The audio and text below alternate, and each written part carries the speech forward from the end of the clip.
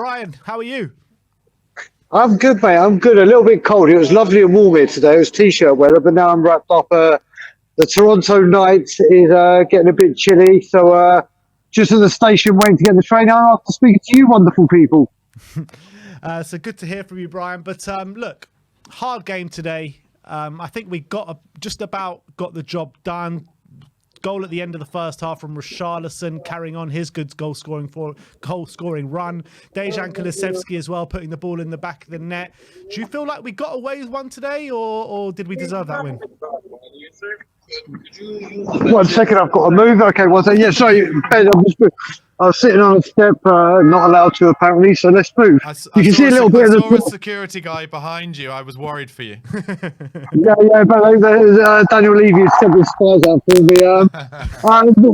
What could I say? Today, listen, what I will say is in the first half in the Scotland Yard, we started singing Antonio because that was a football from last year, not this year. I don't know what was happening.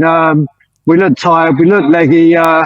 But listen, Ange's ball was pretty. That was far from pretty, but the job got done. Some games you just want the 3 points, don't you? Yeah, do you think that it was more about how Nottingham Forest lulled us into the kind of game that they wanted to play rather than, and on top of that also Johnson going off, meaning we had to bring on a more kind of serviceable, less creative midfielder in Ollie Skip? Is that why it kind of felt more like Conte ball to you, or do you think there's an issue that we should talk about in terms of how we played at Wolves away a few weeks ago and this being a similar first half? Pardon me, that was the greatest description to say Skip hasn't got as much pace and creativity than that was wonderfully done. Now, look, what we've got to try and work out is some teams are going to play this way. When we played Newcastle and Man City, they play the attacking football we want to. Teams are going to do this to us. Teams like Nottingham Forest are going to try and infuriate us and just make us try and find out a solution and just put everyone behind us. They did it, and thankfully we found a solution. And one of the solutions, I think we should break every player's nose and make them wear a Kulu mask. Because they put that mask on. He was magnificent today, absolutely magnificent. And what a cross that was for Richarlison. Yeah, it really was. I mean, the cross and the goal as well. I mean, it was a bit fortuitous because terrible goalkeeping by the ex-Arsenal man. But Dejan Kulusevski was my man the match today. I thought he was absolutely spectacular. But look, we got to talk about Bissouma, second red card of the season. I mean, why? What? Just why? Well. First of all, I just want to say I think not only was Kulu magnificent, I think Cuti Romero was outstanding. He was so calm and just did everything right.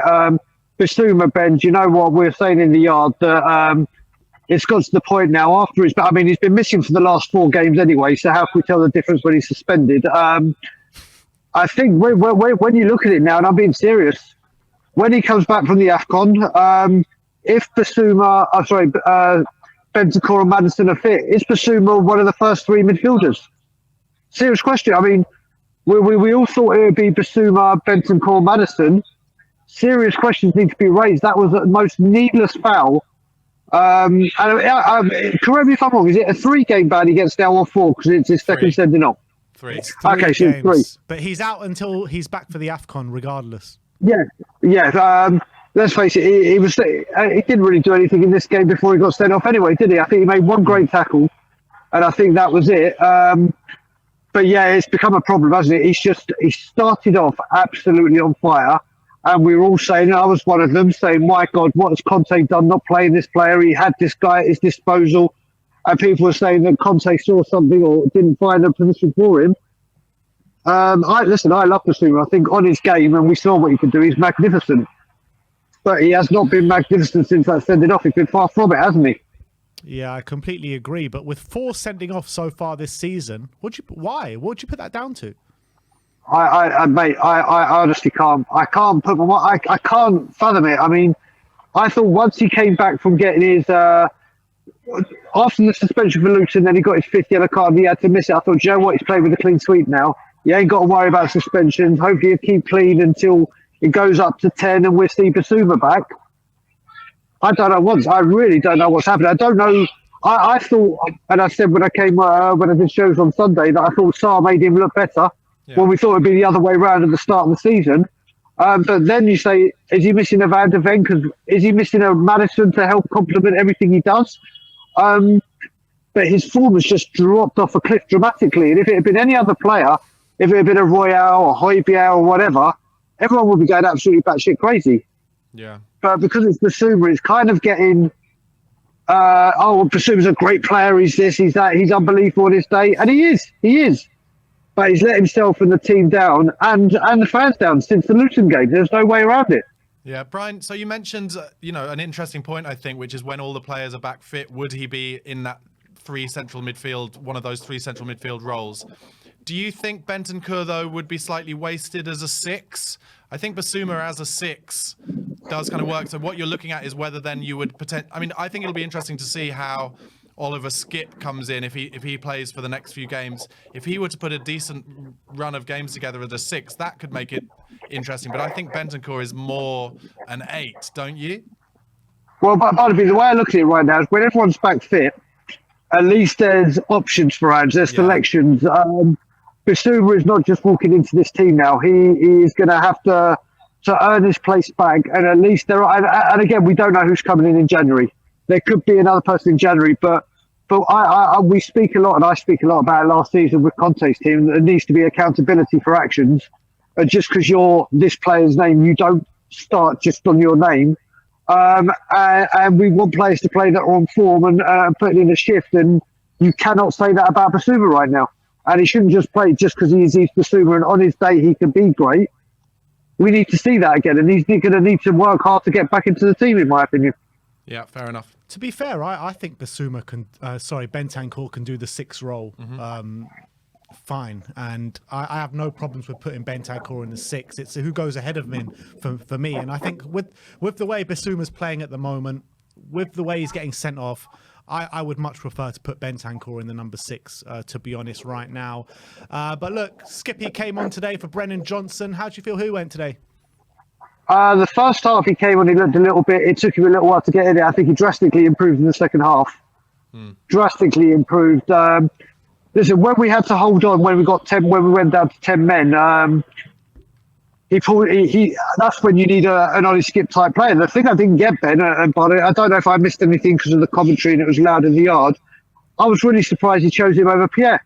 I thought Pierre would be the one coming on. Maybe there's more developments with him wanting his move. Who knows what's going on? But I really thought Pierre would have been the natural one. But he went with Skip, and you know what? In the second half, I think he played well. Yeah, I agree. I wondered at the time, I think I maybe said it to Ben, whether Ange just felt like he wanted more legs in midfield. And obviously, Højbjerg offers you, conservatism, being pragmatic and, decent positioning. But Ollie Skip is able to then give you a bit more kind of legs and engine up the pitch, which actually when we then, having gone down to 10 men, you need a bit more legs as well to kind of put some pressure on Nottingham Forest. But yeah, who knows? Maybe you're right. Maybe there is some more developments on the transfer side, or maybe Pierre has said, no, because realistically, I'm really hoping Lo Celso will be available for that Everton game. But now that Lo Celso has shown that he is a really valuable member of this squad, I feel like Pierre has been pushed even further down the pecking order, and maybe he's just got to a point where he's like, look, I'm clearly kind of fifth or sixth choice centre midfielder here, so I want to get my move in January, and maybe he said that. It is. I mean, to you two as well, just very quickly, I know you've got loads of other people. I don't know what we do for defence, because now I have to say that yellow card for Destiny, the guy is a man mountain. If he touches you, you're going to go down. It was a pointless. That was never a booking. No, not at all. Mate, if that was an actual booking, there'd be about 17 yellow cards every game. Yeah, ridiculous. People got to understand, Destiny is a man mountain. If he touches you, you're going to go. But I don't know what we do in defence now. Yeah, you're looking at it, right? You got Udogie suspended for the next game. Obviously, Basuma's suspended for the next 3 games. What is your back 4 selection? I think the only thing he can do is I don't think he's going to put Davies at left back. I think the only thing he's going to do is put Emerson there, isn't it? I think. But then, I mean, Ben Davies as well. Ben Davies has had another good game today. I don't know if Aaron's in the background. He probably is, but he gets a lot of criticism. Of course, he's probably got a big smile right now of me saying this. He deserves credit, but he can't play a left back, can he? and we're not going to bring in a youngster. So the only thing I can see is Emerson, Davies, Romero, and Porro. That's all I can see. But you know what I would prefer, Brian, because we saw what happened with Emerson Royale at left back at Wolves. It was nowhere near good enough. It was a massive reason why we lost that game and why we weren't good enough in midfield in terms of our ball retention.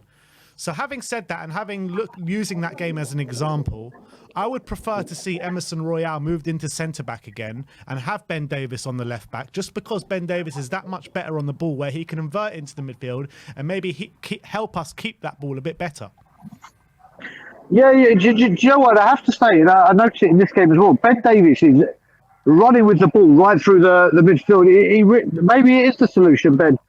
Maybe it is the solution, but Everton have come right on top. I'm just trying to think. Against Everton, is Dwight McNeil, I can't remember, does he play on the right or the left for Everton? I think he plays on the left, but I'm not 100% sure about that. I think Sean Dyche, if Ben Davies is on the left, might switch that, because Dwight McNeil is on a very good run of form right now, and obviously can terrorise. It's going to be a weak spot either way, whether it's Davies or Everton. It's not a Doji. So it's going to be a weakness, isn't it?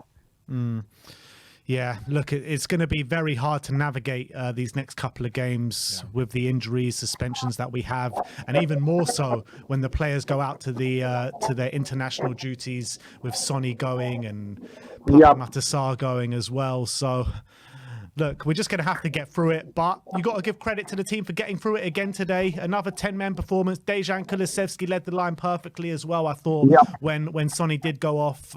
So you got to give credit to the team in that aspect, don't you? Oh, 100%. You know, like I said at the beginning, Ben, we're not going to win all these games playing the fantastic football we have. We've played most games recently, apart from Newcastle and Man City, where we started off creating loads of chances, took one, and then the second half came back to bite us.